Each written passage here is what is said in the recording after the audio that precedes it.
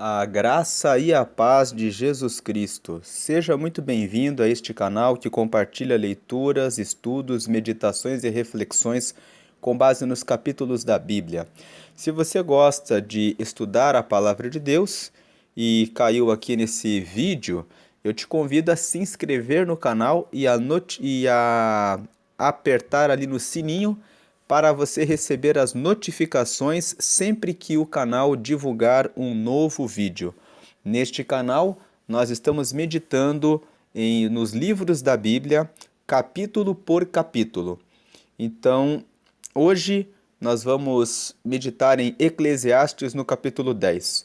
Na seção de playlists aqui do canal, nós estamos organizando todos os capítulos de cada um dos livros. Então você tem ali a playlist de Filipenses, Efésios, Gálatas, 1 Coríntios, 2 Coríntios, 1 Tessalonicenses. Estamos gravando os vídeos do livro do profeta Jeremias, do profeta Ezequiel. O Evangelho de Marcos já teve todos os 16 capítulos comentados. Existe ali uma playlist do Evangelho de Marcos, que tem todos os capítulos comentados por ordem. Você que tem interesse em conhecer mais os evangelhos, pode clicar ali nessa playlist de Marcos. Tem ali 32 vídeos, né? Porque tem alguns capítulos que nós fizemos a divisão para comentar por trechos o capítulo. Então, você está convidado a estudar o Evangelho de Marcos, aprofundar esse Evangelho nessa playlist. Vamos agora meditar em Eclesiastes capítulo 10. Eclesiastes capítulo 10 ele é um capítulo que começa com muitas metáforas, né, com muitas comparações. Então o versículo 1 já começa com uma metáfora, com uma comparação. Assim como a mosca morta faz exalar mau cheiro e inutilizar o unguento do perfumador, assim é para o famoso em sabedoria e em honra um pouco de estultícia. Então, qual é a metáfora aqui? Ele está falando assim como uma mosca morta faz com que afeta a qualidade de um perfume caro, assim também, se uma pessoa é famosa, é conhecida pela inteligência, pela sabedoria, pela capacidade de apresentar bons conselhos, e ela é honrada, ela é reconhecida por isso, ela é respeitada, mas ela comete um erro, só um erro, um pouco de erro, que ela fale e pronuncie um palavrão, que ela olhe para uma pessoa com raiva porque a pessoa fez uma coisa ruim para ela ali, ela vai perder totalmente a autoridade que ela tem. Assim como só uma mosca, tem uma versão na Bíblia que fala assim como um mosquito morto faz exalar mau cheiro e inutiliza o perfume caro, assim é para o sábio, para aquele que tem honra, um pouco de tolice. Aqui estultícia é tolice. Então, muitas vezes, você faz 100% das coisas de maneira correta, mas aí um dia você resolve relaxar. Então, como que nós podemos aplicar esse versículo primeiro para a nossa vida? Você administra os seus recursos financeiros com inteligência durante a vida inteira e de repente você toma uma decisão de se envolver com uma pessoa errada. Nós estamos aqui no canal meditando no livro de Provérbios e quando meditamos em Provérbios no capítulo 7, né? Nós vimos ali que ali no capítulo 7 descreve-se um jovem que foi atacado por uma mulher sedutora, que o procurou e esforçou o seu rosto e o beijou. E ele caiu na armadilha de se envolver com aquela mulher, uma mulher casada e uma mulher adúltera, que é retratada no capítulo 7 do livro de Provérbios, né? Você que tiver interesse em acessar o vídeo aqui no canal, nós temos o comentário ao Provérbios capítulo 7. E assim também, você cuida tão bem da sua empresa, faz tudo certo e de repente você recebe uma proposta e você comete um erro e você põe a perder tudo aquilo que você levou anos para construir. Você cuida de maneira dedicada no seu casamento, dos seus estudos, da sua vida profissional. De repente você deixa escapar uma palavra torta para o teu cônjuge, toma uma atitude que ele ou ela não esperava. Você nos seus negócios demite alguma pessoa que quer te dar um bom conselho, coloca uma outra pessoa por uma questão pessoal. Um erro que você comete é suficiente para estragar tudo aquilo que você levou anos para construir. Na parte da alimentação e da saúde, você todos os dias faz a sua caminhada e pratica o seu esporte para você manter a sua saúde em dia. Todos os dias você escolhe o que você vai se alimentar para não ter doenças. E numa determinada fase da vida, você resolve exagerar na alimentação, resolve relaxar na prática da sua atividade física. Pessoas que, por exemplo, fazem corridas, correm todos os dias, de repente tomam ali um mês e dizem: eu não vou mais correr. Sabem que quando voltam a correr, o rendimento não é o mesmo. Então, se você está fazendo a coisa certa, continue sempre fazendo a coisa certa. Não dê brechas para que a tolice entre na sua vida, porque basta só um pouquinho para que você coloque a perder tudo aquilo que você vem construindo ao longo de anos.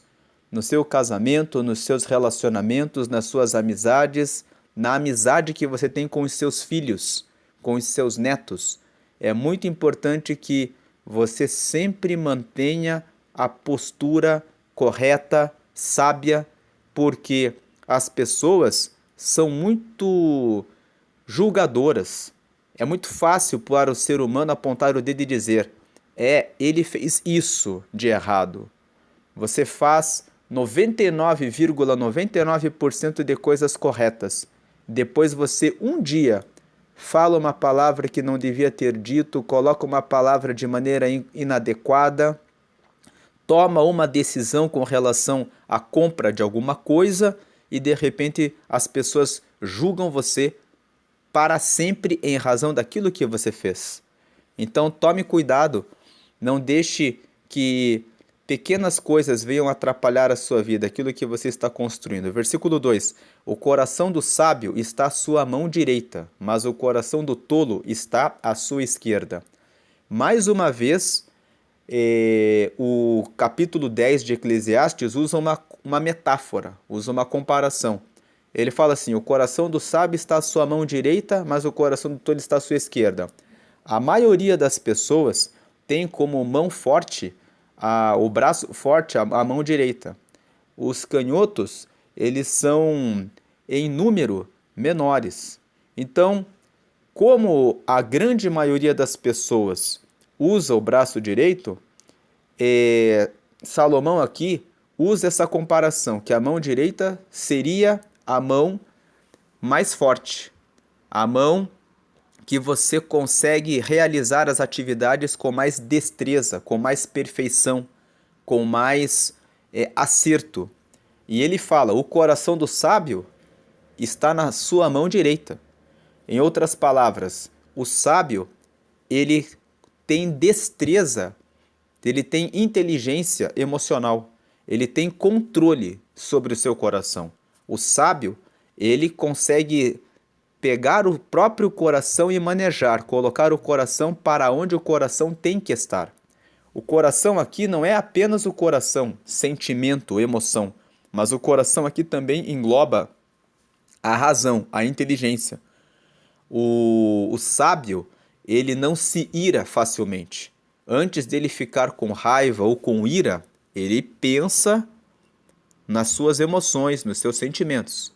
Antes do sábio tomar uma decisão em relação à compra de um imóvel, de um veículo, de uma roupa, de um equipamento para a sua casa, ele projeta, ele pensa se ele realmente necessita, quais vão ser os benefícios daquilo para a sua casa, para a sua família, se está dentro do orçamento.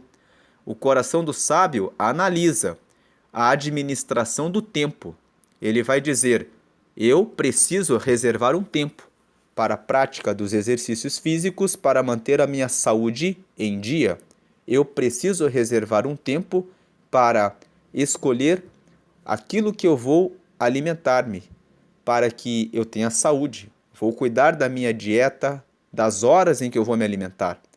O coração do sábio administra o tempo, administra recurso, administra o relacionamento, administra as próprias emoções, a sua inteligência emocional, administra, não fica saindo em rompantes, com raiva, com ira, muitas vezes do filho, do neto.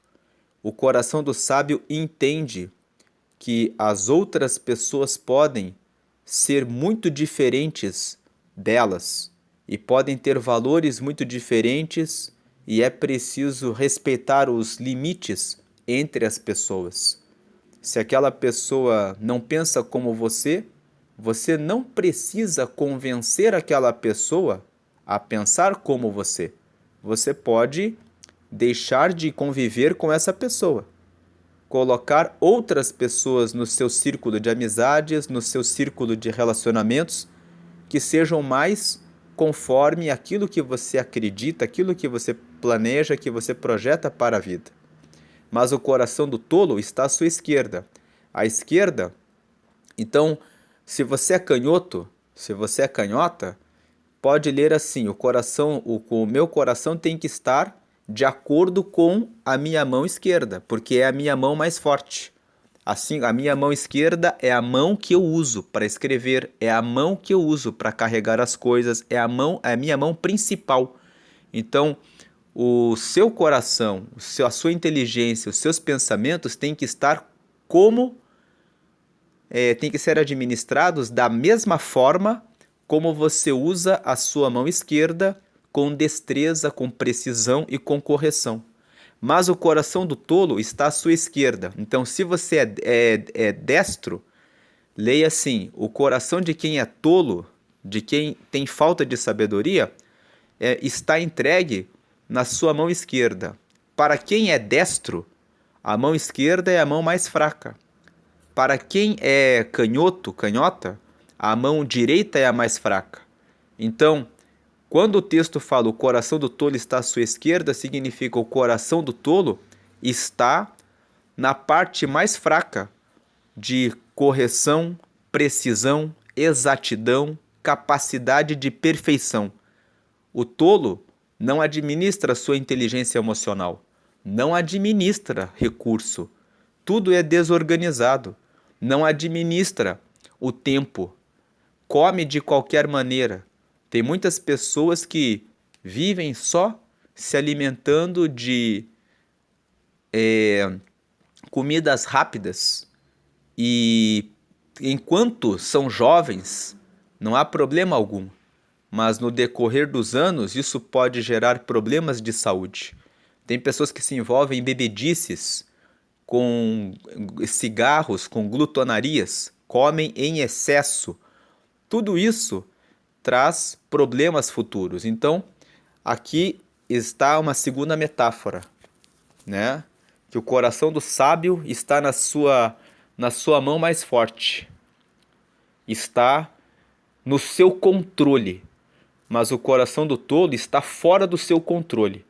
Ele é desorganizado, ele não administra nada. Versículo 3: e até quando o tolo vai pelo caminho, lhe falta entendimento, e diz a todos que é tolo. Então o versículo 3, ele completa o versículo 2. Ele está dizendo: quando você vê o tolo, você pode ver que ele não tem juízo, que falta entendimento para ele. E ele diz a todos que é tolo, Salomão está dizendo assim: as atitudes do tolo revelam que ele é tolo. Você vê que uma pessoa é tola quando ela anda pelo seu caminho, porque as decisões que ela vai tomando vão mostrando que ela é uma pessoa tola. Escolhe mal a pessoa com quem está namorando. Escolhe mal as pessoas que vão trabalhar com ele. Escolhe mal os amigos com quem anda. Ao invés de procurar amigos que são sábios, que vão trazer o crescimento para ele, ele resolve escolher os amigos que andam no caminho da tolice e faz as mesmas coisas que os tolos. Então as pessoas vai andando no caminho da vida e mostrando pelas suas atitudes e pelas suas decisões que ela é tola. Se envolve em brigas de trânsito de maneira muito rápida e expõe a própria vida a risco. Porque quando você se envolve num problema no trânsito, hoje em dia, você nunca sabe se a outra pessoa tem uma faca, tem um revólver, ou tem uma barra de ferro ou um taco de beisebol no carro dele que pode chegar a te agredir. Então, o tolo vai mostrando que tem falta de juízo. Versículo 4. Levantando-se contra ti o espírito do governador, não deixes o teu lugar, porque o acordo é um remédio que aquieta grandes pecados. Aqui no versículo 4, já sai aqui da questão das metáforas, né? Existe aqui uma recomendação. Eclesiastes 4 fala: se uma autoridade, um líder, um chefe, um superior, né, se levantar contra você, não deixes o teu lugar. O que isso significa? Se o teu superior, alguma autoridade, se levantou contra você, você não deve deixar o teu lugar. Significa, você não deve deixar o seu posto de assumir o erro, ouvir aquilo que ele tem para falar a você, prestar atenção na queixa que ele tem em relação a você e assumir a responsabilidade e o governo para fazer o que precisa ser feito, para corrigir, consertar o que precisa ser corrigido, o que precisa ser consertado, para que aquele que tem a autoridade sobre você veja que você está fazendo a coisa correta, está corrigindo o curso, a rota, para que as coisas fiquem bem. Porque o acordo é um remédio que aquieta grandes pecados. Se você deixa o seu posto, quando a autoridade se levanta contra você, você deixa de assumir a responsabilidade, de assumir que errou e de tomar a postura de quem quer fazer a coisa certa e de corrigir a rota, você está fazendo um acordo. E esse acordo que você está fazendo com essa autoridade é o remédio, é a solução, é aquilo que remove o problema e aquieta grandes pecados, ou seja, ele aquieta grandes erros. Aquieta grandes erros, porque pecado é uma coisa errada. Então, quando você faz o acordo, aquilo que estava errado fica aquietado, ou seja, se resolve. Versículo 5. Ainda há um mal que vi debaixo do sol, como o erro que procede do governador. Versículo 6. O tolo assentam-no em grandes alturas, mas os ricos estão assentados em lugar baixo. Então aqui, os versículos 5 e 6 falam a respeito da injustiça que acontece na terra. Que muitas vezes, e Salomão fala que isso é uma coisa que é mal, uma coisa má que existe na terra. Ele fala, ó, ainda há um mal que vi debaixo do sol, ou seja, que viu na terra, como o erro que procede do governador. O tolo assenta-no em grandes alturas, mas os ricos estão assentados em lugar baixo. O que acontece é que muitas vezes você vê pessoas que são estudadas, que são inteligentes, pessoas que têm compromisso com a ética, com a responsabilidade social, com as famílias. E essas pessoas que realmente têm boas intenções, que são aqui os ricos, eles não são respeitados, eles são desprezados, eles são tirados dos lugares altos.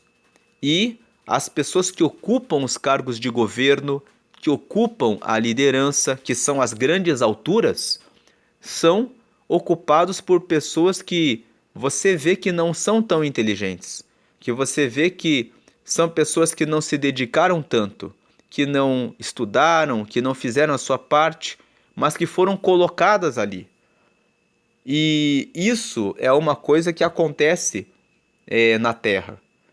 Os versículos 5 e 6 do capítulo 10 de Eclesiastes mostram que nós não devemos ficar surpresos, impressionados, inquietos, perder o sono porque um tolo está numa posição de grande altura, enquanto que outras pessoas que você conhece, que são pessoas que são éticas, responsáveis, comprometidas, não chegam a esses lugares. Nós podemos lembrar aqui do próprio Jesus. No dia em que houve o julgamento de Jesus, Pôncio Pilatos, vendo que a multidão queria, influenciada pelos sacerdotes ali, queria crucificar a Jesus, ofereceu uma proposta: vocês querem soltar a quem? A Jesus ou a Barrabás?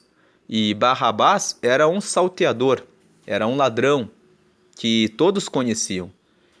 Por inveja, as pessoas disseram: crucifica a Jesus.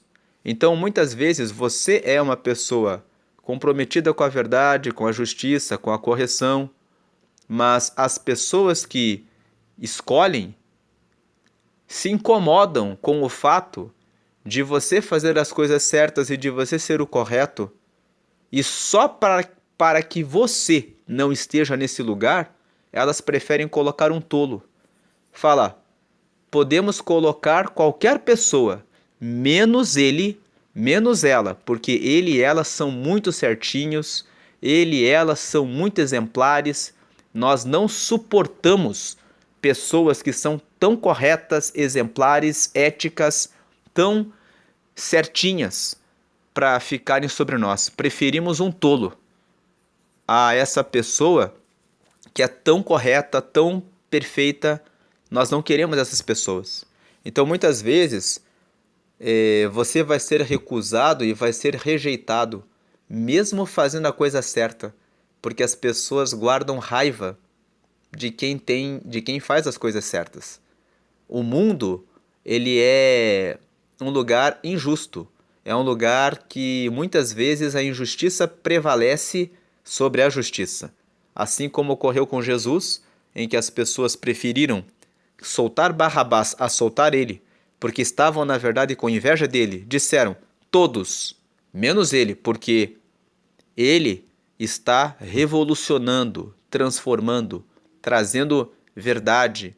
Nós não queremos isso. Então, o versículo 5 e 6 falam sobre isso. Não fique impressionado com isso. Muitas vezes um tolo está no controle do governo, está no controle do poder, está no comando da autoridade de uma empresa, de uma grande empresa, em cargos importantes. E muitas vezes os que são corretos e morais são destituídos, são colocados para fora, com muita força, porque as pessoas não querem elas ali. Isso é um mal que existe na terra. Versículo 7. Vi servos a cavalo e príncipes que andavam a pé, como servos sobre a terra. Podemos dizer que o versículo 7, ele completa os versículos 5 e 6, né? Porque ele está falando assim: vi servos a cavalo, ou seja, vi pessoas que eram como empregados, que eram como pessoas que não conhecem muita coisa andando a cavalo, ou seja, tendo honra, tendo facilidade, tendo riqueza. E vi príncipes, que são as pessoas corretas, as pessoas certas, as pessoas honestas, que andavam a pé como servos, como se fossem servos sobre a terra. Então o versículo 7, na verdade, ele é uma forma diferente, né? O 6 ele faz uma metáfora, né? Ele não é uma metáfora, não é uma comparação. Ele está falando de fato. O tolo muitas vezes se assenta em grandes alturas. O servo muitas vezes anda a cavalo. E muitas vezes o rico está em lugar baixo e os príncipes estão andando a pé como se fossem servos sobre a terra. Isso é um mal que acontece sobre a terra. Versículos 5, 6 e 7 falam sobre a injustiça e a desigualdade que ocorre na terra, que é algo que acontece, é algo que acontece na vida. Versículo 8: quem fizer uma cova, cairá nela, e quem romper um muro, uma cobra o morderá. Só para trazer um fechamento nos versículos 5, 6 e 7, porque me veio aqui à mente que alguém que está ouvindo esse vídeo pode ficar pensando, né? E o que nós podemos fazer para que esse mal, essa injustiça de ter os tolos e os servos nas alturas, e os ricos e os príncipes em lugar baixo e andando a pé como servos, o que nós podemos fazer em relação a isso? O que nós podemos fazer é buscar conhecimento e informação. Se no que depender de nós, se for possível que nós tomemos uma decisão, seja por meio do voto numa eleição, por exemplo, seja por meio da participação da reunião do condomínio, quando você, por exemplo, tem um síndico que não resolve muitos problemas do seu prédio, do lugar em que você mora, seja escolhendo uma pessoa que na associação do seu bairro, seja sempre que você puder, seja escolhendo conselheiros tutelares. Vocês sabem que o conselheiro tutelar ele é um cargo que é por eleição. E veja que poucas pessoas sabem disso. São poucas pessoas que vão participar da eleição do conselheiro tutelar. São poucas pessoas que vão procurar informações sobre a vida daquela pessoa que está com a sua candidatura para ser um conselheiro tutelar. Já pensaram se um conselheiro tutelar é uma pessoa que é imoral? Que tem algum histórico negativo em relação a crianças? E de repente ela lança a candidatura para ser conselheiro tutelar, a pessoa faz uma campanha para chamar algumas pessoas para votarem, as pessoas que vão lá votar são todas amigas dessa pessoa, e ela é eleita, e aí todos os problemas do conselho tutelar vão ser resolvidos por essa pessoa, porque ele foi eleito conselheiro tutelar. Então, se informe sobre as situações da vida, do governo, da administração do seu bairro, da administração do prédio em que você mora, das pessoas que vão ser nomeadas como os líderes na empresa em que você trabalha, se você pode votar, se você pode manifestar a sua opinião, tudo aquilo que depender de você, que você possa fazer alguma coisa, faça. É isso que nós podemos fazer em relação a isso. Mas, por mais que a gente faça o nosso melhor, ainda assim, né, Eclesiastes nos traz a revelação. Muitas vezes você faz o teu melhor, mas mesmo fazendo a sua parte, vai ocorrer do tolo ser a pessoa que vai estar ali resolvendo e decidindo questões que são relativas a mim, que são relativas a você. Isso é uma coisa que existe na Terra. Agora o versículo 8. Então, faça o melhor que você puder para evitar que a injustiça e a desigualdade prevaleça. Essa é a porção que nós temos aqui na Terra. Lutar pelo nosso propósito, cumprir o nosso propósito fazendo a coisa correta. Versículo 8. Quem fizer uma cova, cairá nela, e quem romper um muro, uma cobra o morderá. Esse versículo aqui fala sobre a lei da semeadura, aquilo que você faz. Pense muito bem antes de você tomar uma decisão. Se alguém deixa você com raiva, antes de você tomar a decisão de ficar desejando a morte da pessoa, né? Não faça isso. Porque se você faz uma cova, fazer uma cova aqui não é só o texto literal. Ir lá, preparar uma cova, preparar um homicídio, pensando assim, ó, vou matar a pessoa e vou colocar ela aqui na cova. Não é só isso. Você ficar desejando bem que aquela pessoa podia morrer, você está fazendo uma cova. Você está pensando na morte da pessoa. E isso vai disparar no universo uma energia de morte. E essa energia de morte que você fica alimentando contra aquela pessoa, ela se volta contra você. Mesmo que você não queira, existe um efeito bumerangue em relação àquilo que nós fazemos. Aquilo que quando nós reclamamos da vida, a nossa vida tende a piorar, porque aquelas reclamações vão carregando a nossa vida. Quando nós agradecemos, mesmo pelo pouco que temos, nós vamos prosperando, porque quando vamos agradecendo e fazendo esforços para melhorar a nossa situação naquilo que estamos buscando, aquela energia de gratidão, que é uma energia boa, vai também trazendo vida. Então quem faz uma cova cai dentro da cova. Muitas vezes você fica desejando a morte da outra pessoa e de repente vem uma doença sobre a sua vida ou sobre alguém da sua família. E aí você fica pensando, por que essa doença apareceu de repente?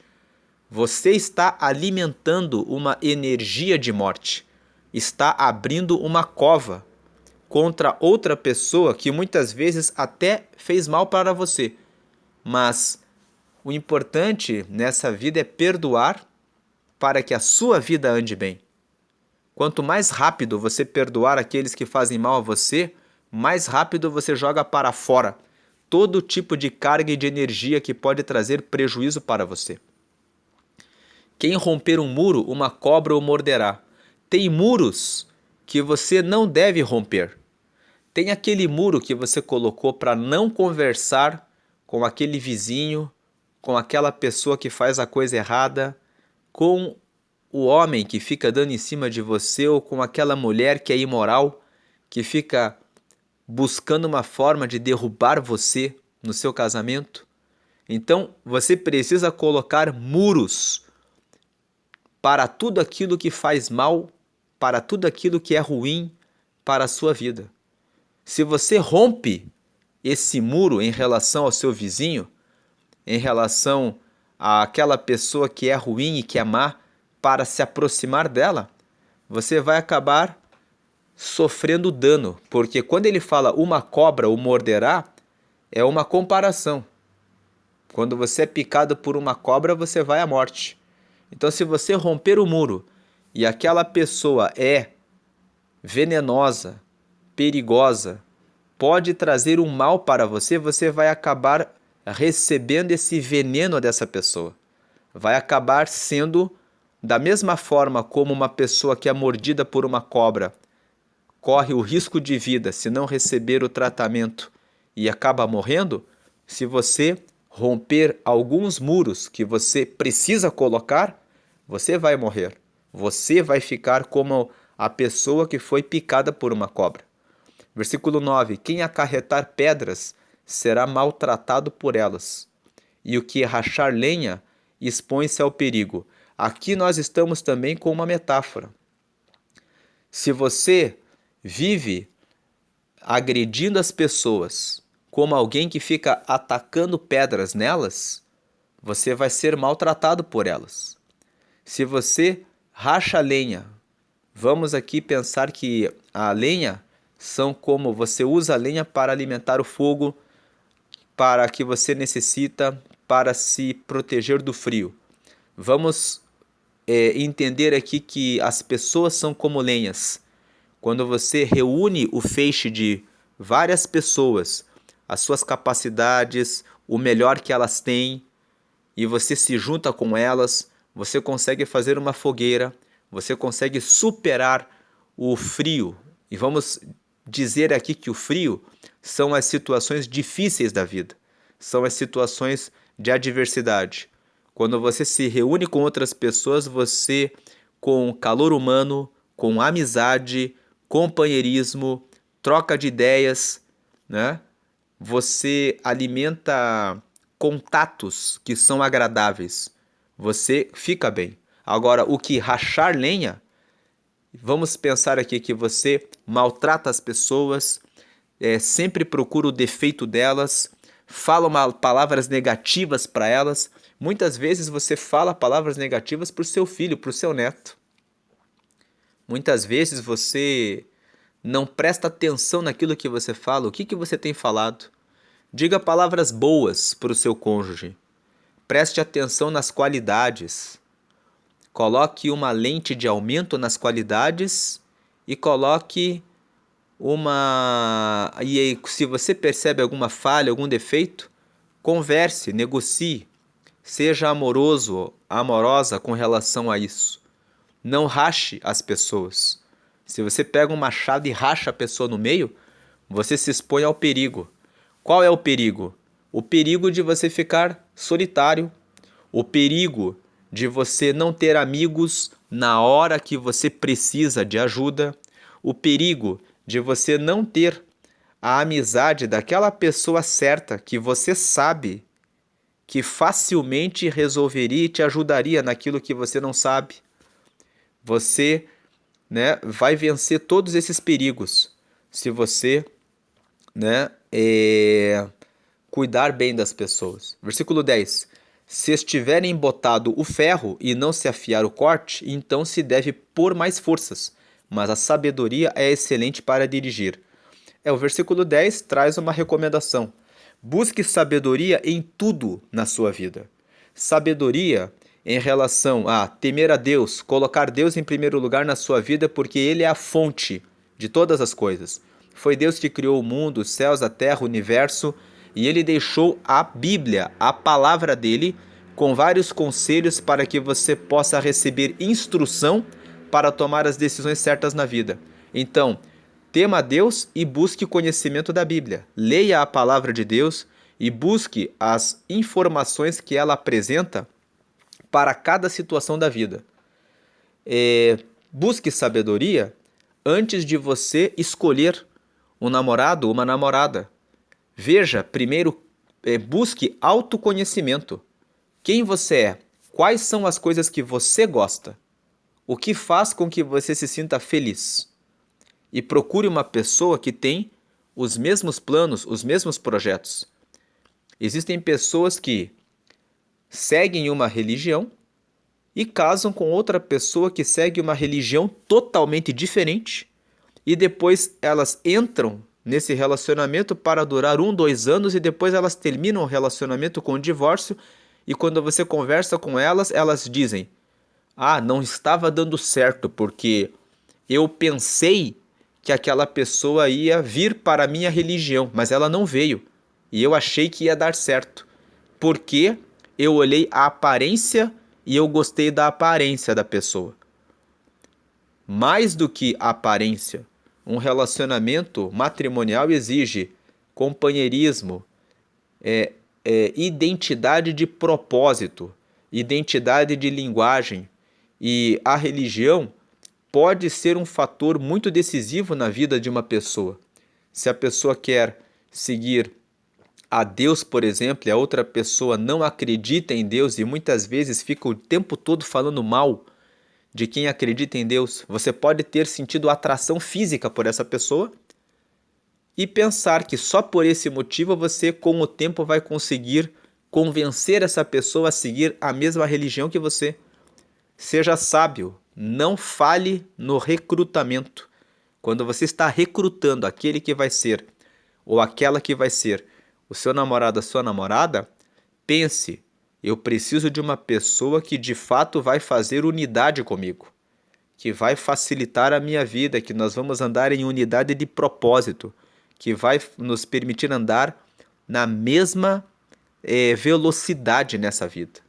Quando você vai abrir uma empresa, você precisa se cercar de contadores, advogados, que possam apresentar a defesa em um eventual processo contra o seu negócio, você precisa comprar equipamentos, você precisa dominar bem o produto ou o serviço que você vai lançar.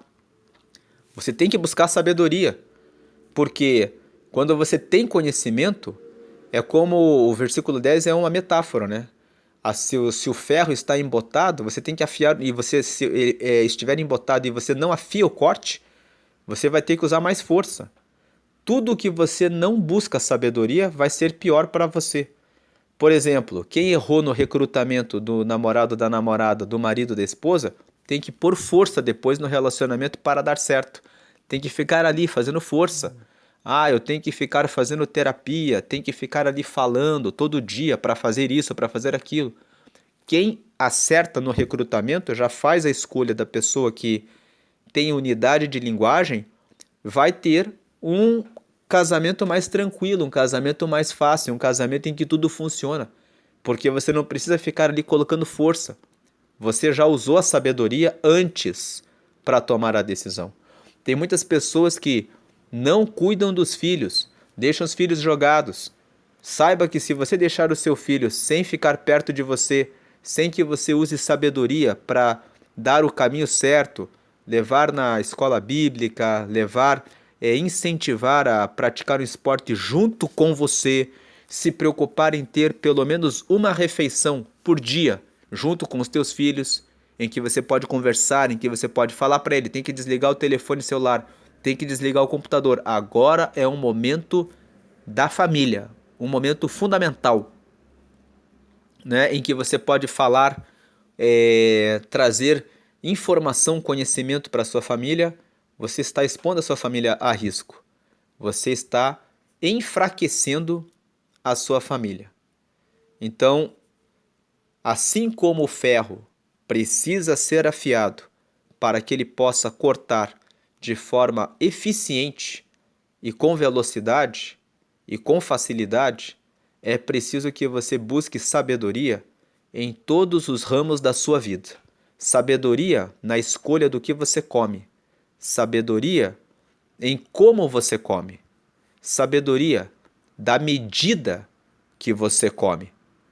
Sabedoria em escolher praticar atividade física de maneira regular, constante, para que você tenha força muscular nos ossos, para que você possa ter uma boa velhice sem depender tanto de remédios que vão gerar uma economia muito grande na sua vida no futuro e que vão gerar uma qualidade de vida muito grande, porque você vai ter independência, autonomia.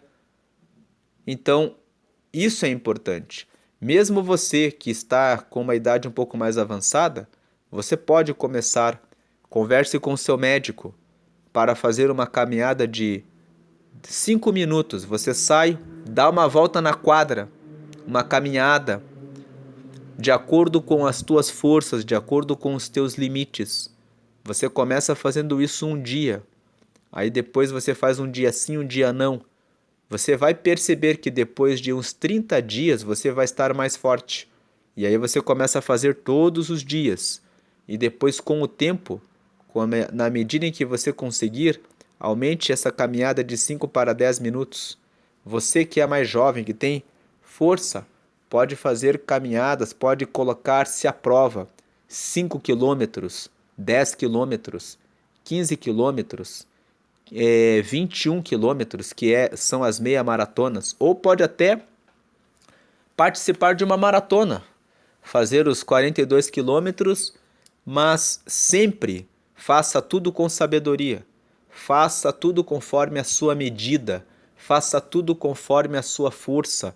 Faça tudo conforme aquilo que você pode fazer, mas faça o melhor que você pode, sempre com sabedoria, porque isso vai ajudar você na sua vida financeira. A escolha do carro. Tem pessoas que querem comprar um carro muito caro que não tem condições. É caro para elas, porque a condição que ela tem atualmente não comporta aquele carro. Por que assumir um financiamento? Se você pode comprar um carro que está dentro do seu bolso, usar esse carro e economizar o dinheiro para que depois você tenha o recurso e compre aquele outro carro. Sabedoria para ter paciência e entender que a vida tem tempo para todas as coisas, né, que foi comentado aqui no vídeo de Eclesiastes capítulo 3, vai facilitar muito a sua vida. Você não vai passar aperto financeiro, não vai passar por dificuldade econômica de maneira desnecessária. Versículo 11: se a cobra morder antes de estar encantada, então remédio nenhum haverá no mais hábil encantador. O versículo 11 está falando a respeito do tempo. Existe tempo para que cada coisa seja feita na sua vida. Sempre que você fizer alguma coisa fora do tempo, você vai sofrer consequências e você vai ter que passar por essas consequências. Aqui é uma metáfora. Se a cobra morder antes de estar encantada, se aquele que faz o encantamento de cobras consegue encantar a cobra não vai disparar, não vai destilar o seu veneno no momento em que der a sua mordida, porque ela está encantada, porque houve um controle, um domínio sobre essa cobra para que ela fizesse o que a pessoa quer que ela faça. Quando você tem o controle, o domínio da situação, as coisas vão sair exatamente como você quer. Quando você não assume o controle, não assume o governo, não assume as tarefas que precisam ser feitas antes de você alcançar aquilo que você quer, você vai sofrer o dano, você vai sofrer o prejuízo.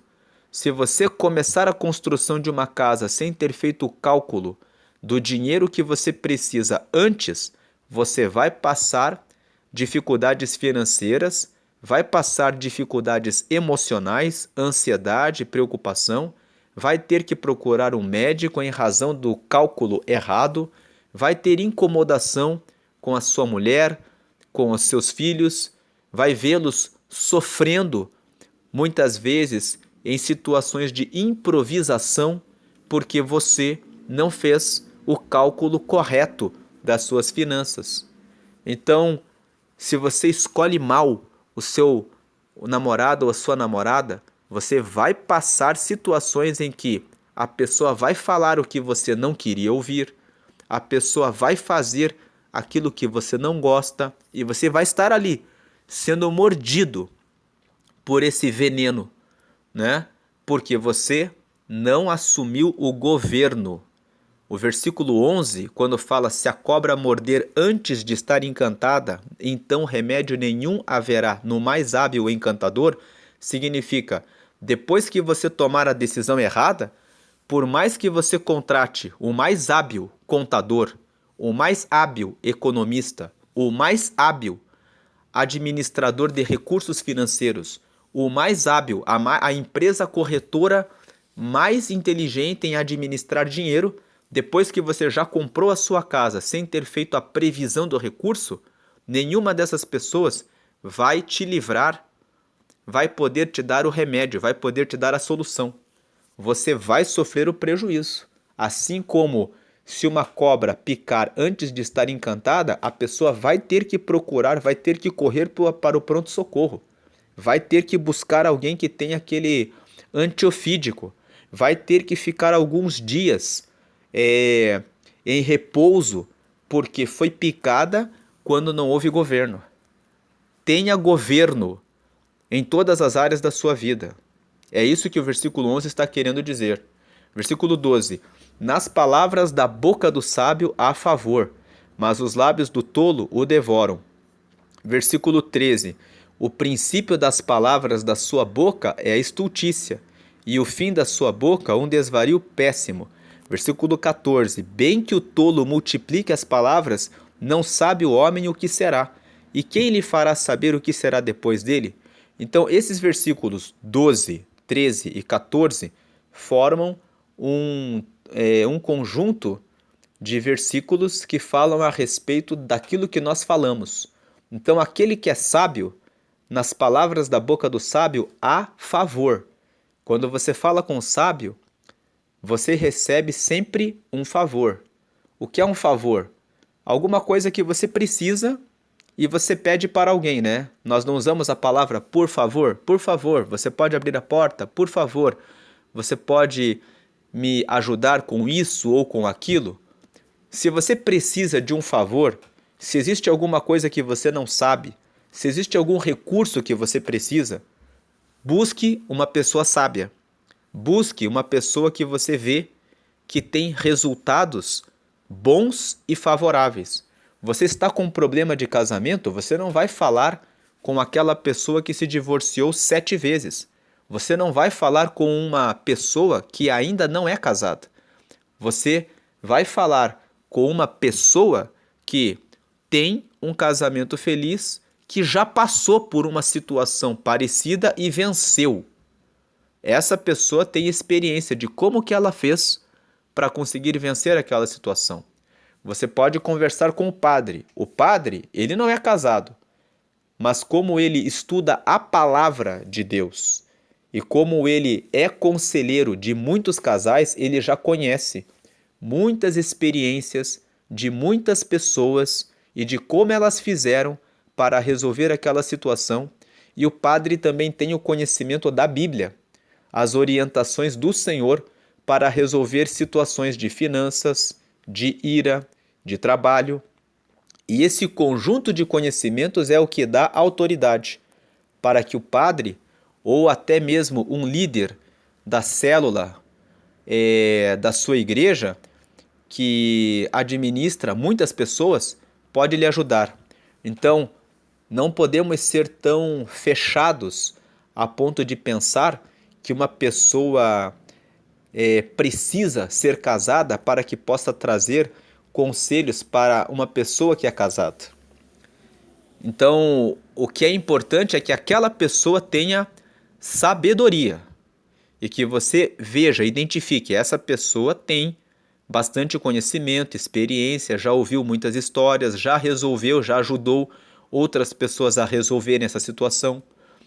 Tem muitos psicólogos, médicos que são solteiros, mas que têm sabedoria.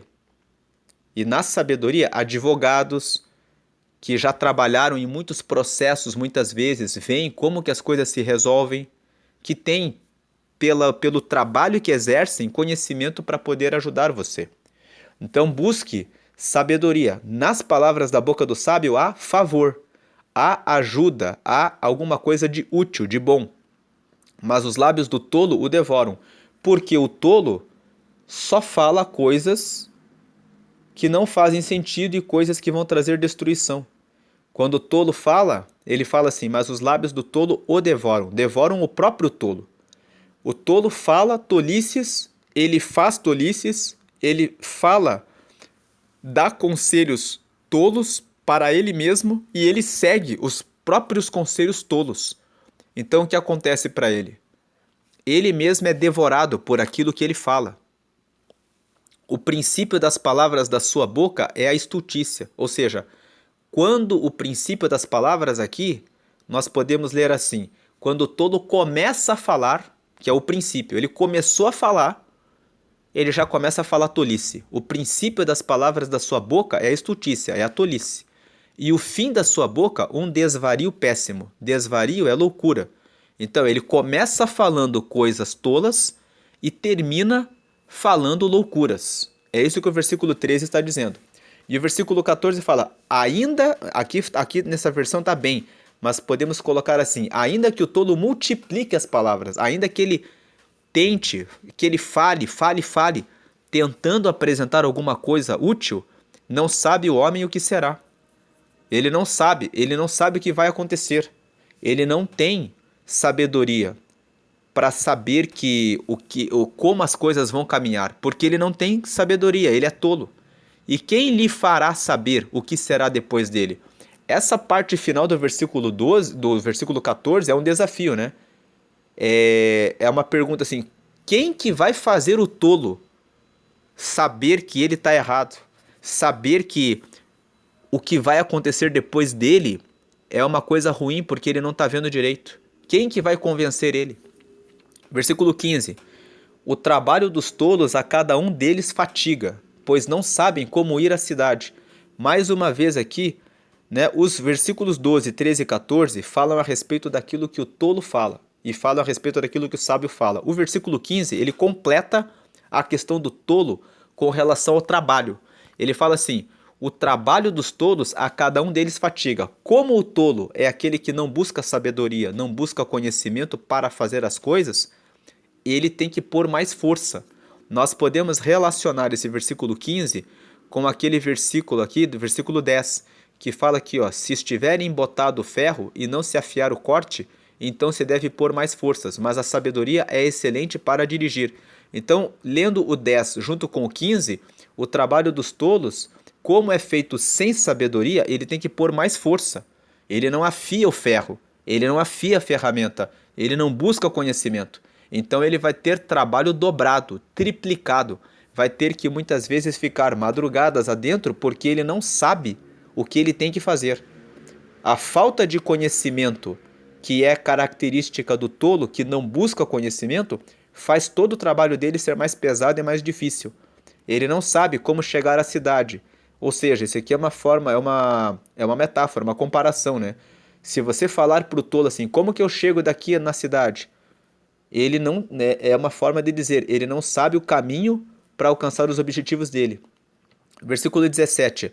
Ai de ti, ó terra, cujo rei é criança e cujos príncipes comem de manhã. Versículo 17. Bem-aventurada tu, ó terra, cujo rei é filho dos nobres e cujos príncipes comem a tempo, para refazerem as forças e não para a bebedice. Versículo 18.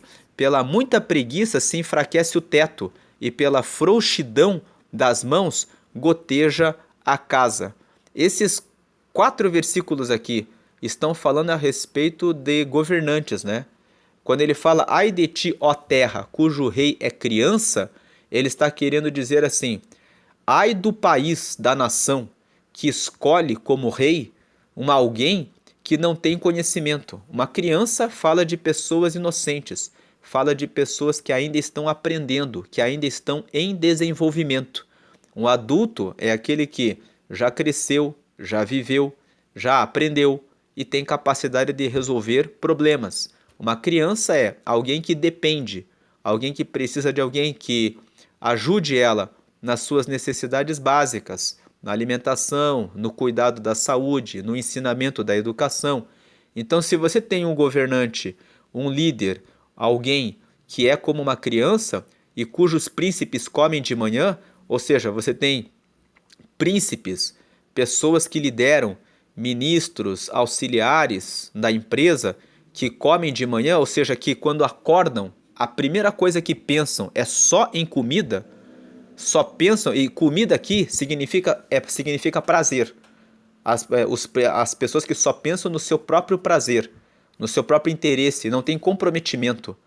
Se você é governado por pessoas que não têm comprometimento, que não têm conhecimento, maturidade, que é criança, não tem preparo, você não avaliou se a pessoa tem preparação técnica para ocupar aquele lugar, e você tem auxiliares, supervisores, administradores que só pensam no próprio interesse antes do propósito daquilo que estão fazendo, né? Ai de ti, né?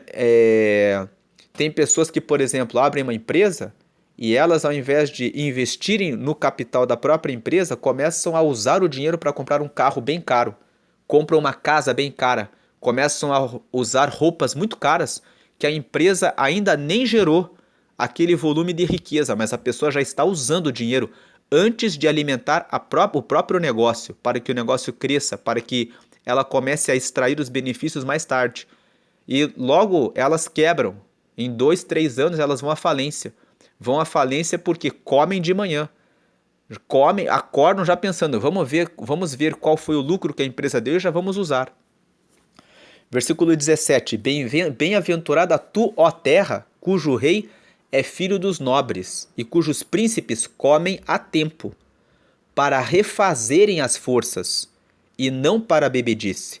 Então aqui o versículo 17 é o contraponto do 16. Ele fala assim: aqueles que têm o rei como criança e os príncipes comem de manhã, ai dessa terra.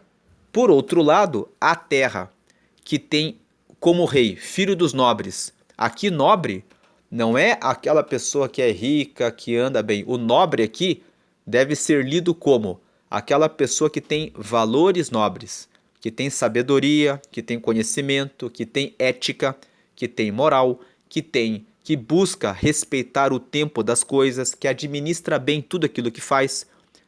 Então aquela pessoa que tem o rei como filho dos nobres, ou seja, alguém que foi ensinado, quando ele fala que filho dos nobres bem-aventurada é a terra que tem um rei que foi ensinado, que aprendeu com outras pessoas maiores do que ele, e pessoas notáveis, que têm autoridade para ensinar ele, porque ele vai aplicar todo o conhecimento que ele obteve dos nobres, que ensinaram ele, para fazer a coisa certa.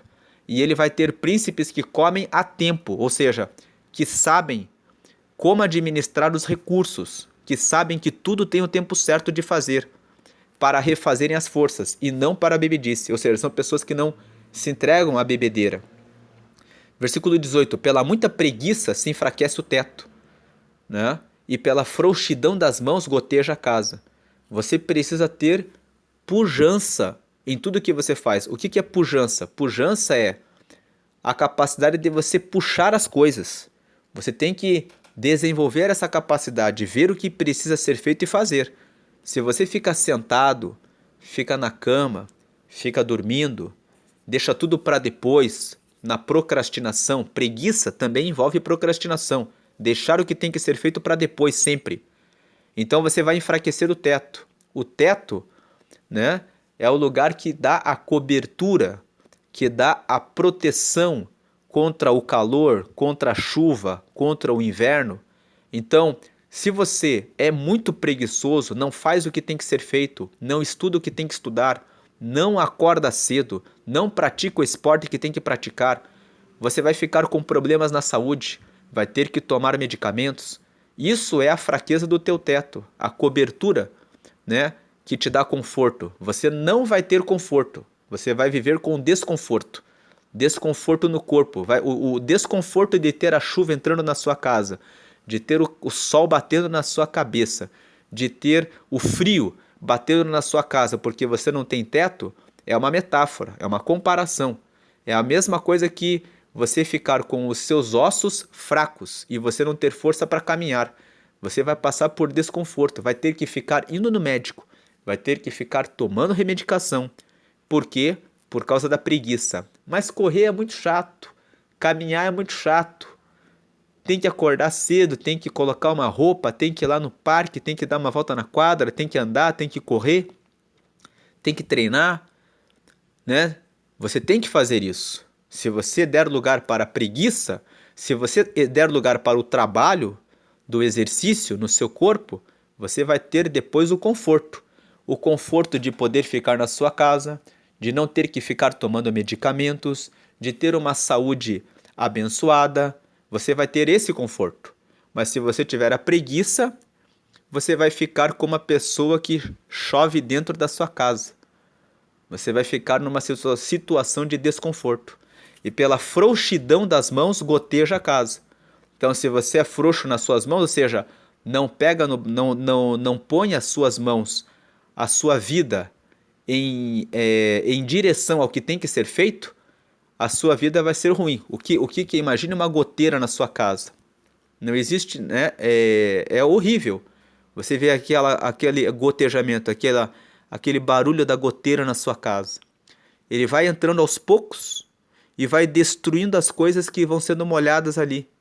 Então é assim que quem é frouxo nas mãos, não faz o que tem que ser feito, fica dessa forma. Versículo 19.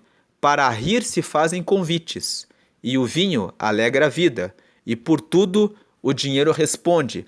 Versículo 20. Nem ainda no teu pensamento amaldiçoes o rei, nem tampouco no mais interior da tua recâmara amaldiçoes o rico, porque as aves dos céus levariam a voz, e o que tem asas daria notícia da palavra. Esses últimos dois versículos falam sobre a questão da riqueza. O versículo 19 fala que a alegria, para você poder rir, né? Normalmente as pessoas fazem convites. Convites, você convida pessoas. Ou seja, para você ter alegria, você precisa ter amigos. Precisa ter pessoas com quem você pode contar, pessoas com quem você pode compartilhar a sua vida. Uma vida com várias pessoas é uma vida abençoada, uma vida mais alegre. E o vinho alegra a vida. Aqui o vinho alegra a vida, ele está dizendo de alimentação, comida, né? Você reunir a família para um almoço, convidar amigos, compartilhar esse momento, isso é uma coisa que alegra a vida. E por tudo o dinheiro responde. Ele está dizendo assim, para tudo você tem que ter dinheiro. Então tem pessoas que são contra o dinheiro. Tem pessoas que dizem que ter dinheiro, buscar aumentar a riqueza é pecado. É errado você pensar assim. Tanto que o versículo 20, ó, ele vem trazendo um complemento para o versículo 19. O versículo 19 é como se o versículo 19 dissesse assim: para você quer ter alegria, né? Você tem que ter dinheiro, porque não que você tenha que ter dinheiro porque o dinheiro, as pessoas vão atrás de você por interesse, mas é que você reunir pessoas em uma situação de miséria, onde falta tudo, todas as pessoas vão estar ali preocupadas com a situação de miséria. Se as pessoas estão passando fome, elas estão anêmicas, elas estão mal. Elas precisam de saúde, precisam de alimentação, precisam de roupas. Não tem como, fica muito difícil delas conseguirem sorrir e se alegrar e falar a respeito de projetos da vida. Você tem que ter dinheiro. O dinheiro responde por tudo nessa vida. Para você poder... Você está ouvindo esse vídeo agora num aparelho de telefone celular, ou no notebook, ou num computador. Você precisou de dinheiro para comprar esse equipamento. E se você tem mais dinheiro, você pode ter um equipamento melhor, de maior tecnologia. Então, tem pessoas que entendem buscar dinheiro, buscar um conhecimento para poder ter mais dinheiro é pecado. E pensam, tem pessoas que até dizem que as pessoas têm que viver na pobreza para que possam ter a salvação. E que todos os ricos vão para o inferno, porque os ricos não agradam a Deus. Esse pensamento é completamente contrário à Bíblia. A Bíblia traz muitas pessoas que foram ricas, inclusive o senador José de Arimateia tinha riqueza, e foi isso que permitiu que ele fosse a Pilatos e dissesse: me dá o corpo de Jesus. E ele tinha um túmulo onde ele pôde colocar Jesus ali. Então, nós precisamos de alimentação, de roupa, de saúde, precisamos de coisas que dependem de dinheiro. Ter um pensamento de que o dinheiro é pecado impede que você se dedique e se esforce para conseguir dinheiro. Então, se você está ouvindo esse vídeo agora, busque uma nova fonte de renda. Se você pode fazer um curso e você pode começar e você tem um horário livre de manhã e você pode usar esse horário para ter uma outra renda que vai ajudar você a ter condições melhores, por que não fazer isso? Não é pecado você fazer isso. E o versículo 20 ele fala: nem ainda no teu pensamento amaldiçoes o rei. Ou seja, nem no pensamento diga: ah, esses ricos aí vão para o inferno. Não diga isso. Não diga: todo rico não presta. Tem ricos que não prestam. De fato, que roubam para conseguirem ficar ricos. Mas tem muitos ricos que estudaram, se dedicaram e trabalham bastante para conseguirem a riqueza que têm. E tem riqueza com honestidade, com correção, com sendo éticos e conseguem oferecer boas condições para a sua família. Conseguem oferecer boas escolas para os seus filhos, conseguem oferecer boas viagens para que possam conhecer o mundo, conseguem fornecer boa alimentação, eles podem sair para um bom restaurante, para os lugares em que eles querem, em que eles olham e eles têm interesse em conhecer. Quando você não tem dinheiro, você fica muitas vezes com inveja, com ressentimento. Ah, eu queria ter aquela roupa, eu queria ter aquele calçado, eu queria fazer aquela viagem. E enquanto você fica eu queria, e amaldiçoa o rico, quando você amaldiçoa, você está lançando uma palavra negativa contra outra pessoa. E as palavras são como bumerangues, elas voltam para você mesmo. Então você amaldiçoa o rico e você fica amaldiçoado e mergulhado na pobreza, mergulhado na miséria, mergulhado numa condição que não vai mudar a sua vida. Se alguém da sua família disse para você: eu quero estudar, eu vou pegar um trabalho a mais porque eu quero uma qualidade melhor de vida. Não discrimine essa pessoa. Não diga para essa pessoa, não pense que você vai para o inferno porque você está buscando riqueza. Ela está buscando uma condição melhor de vida. E buscar condições melhores não é errado. É certo que a pessoa vença a preguiça. Veja que o versículo 18 fala isso, que pela muita preguiça se enfraquece o teto. Se as pessoas que ficam na preguiça, elas passam pelo desconforto de ver a chuva caindo na sua casa, de ver o frio chegando na sua casa, de ver o calor batendo na sua cabeça. Mas as pessoas que vão para o trabalho, que são diligentes no trabalho, que se esforçam e que se dedicam para obter a riqueza, elas conseguem mais conforto e conseguem dar mais conforto para a sua família também. Então, não, o versículo 20, nem ainda no teu pensamento amaldiçoes o rei, nem tampouco no mais interior da tua recâmara. Aqui, da recâmara, imagine aqui no seu quarto, lá no interior do seu quarto, na sua casa, quando você pensa assim, aqui ninguém vai me escutar. No mais interior da tua recâmara amaldiçoes o rico, porque as aves dos céus levariam a voz, e o que tem asas daria notícia da palavra. Esse aves dos céus, nós sabemos que as aves, elas voam. Isso é como dizer assim, aquilo que você fala é muito rápido para voltar para você mesmo. Porque imagine que as aves dos céus pegassem tudo que você fala e informassem os ricos. Olha, ele falou mal de você, né? E o rico diria, por que você está falando mal de mim? Por que você quer continuar assim, vivendo assim? Você pode ter uma vida melhor. Você pode buscar riqueza, você pode fazer isso com honestidade, com verdade, com trabalho honesto, com educação, conhecimento. Então ele fala aqui, ó, as aves dos céus levariam a voz e o que tem asas daria notícia da palavra. Em outras palavras, isso vai voltar para você. Você amaldiçoa o rico, você fala coisas ruins e aquela palavra que você lança faz com que você não consiga prosperar, faz com que você não consiga desfrutar, faz com que você fique mergulhado na miséria, na pobreza e não consiga prosperar e melhorar os seus caminhos.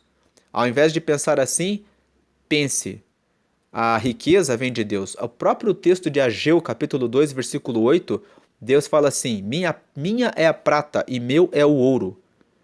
E pense no seguinte, a palavra de Deus fala que o céu, a morada de Deus, tem as suas ruas de ouro.